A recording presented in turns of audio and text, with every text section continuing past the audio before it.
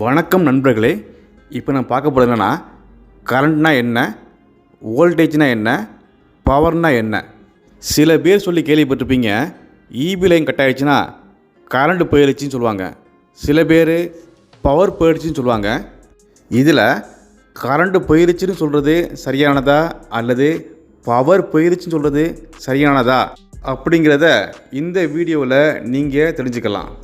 லைட்ஸ்லாம் சரியாக எரியாமல் டிம்மாக பவர் கம்மியாக எரிஞ்சதுன்னா வோல்டேஜ் கம்மியாக வருது, அதனால தான் இவ்வளோ எரிகின்றது சொல்வார்கள். அது எதனால் என்பதை பற்றியும் இந்த வீடியோவில் நாம் தெரிஞ்சுக்கலாம். எளிதில் புரியும்படி இந்த வீடியோ இருக்கும்.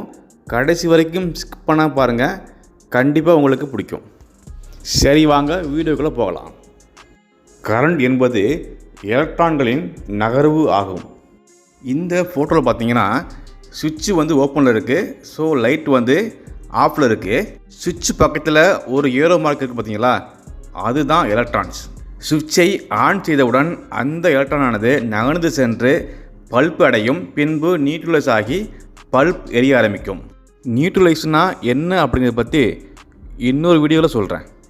ஸோ சுவிட்சை ஆன் செய்தவுடன் சுவிட்சிற்கு அந்த பக்கத்தில் உள்ள எலக்ட்ரானானது நகர்ந்து சென்று பல்ப் அடைகின்றன.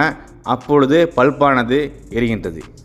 இந்த எலக்ட்ரானிக் நகர்வைத்தான் கரண்ட் என்கிறோம். அடுத்ததாக வோல்டேஜ் என்றால் என்ன என்பதை பற்றி பார்ப்போம். வோல்டேஜ் என்பது இரண்டு பாயிண்ட்களுக்கு இடைப்பட்ட அழுத்தமாகும். அதாவது சுவிட்சுக்கும் பல்புக்கும் இடையில் உள்ள அழுத்தம். உதாரணமாக, நகர்ந்து செல்லக்கூடிய எலக்ட்ரான்களை பின்னாடி இருந்து ஒருவர் அழுத்துவதை வைத்துக்கொள்வோம்.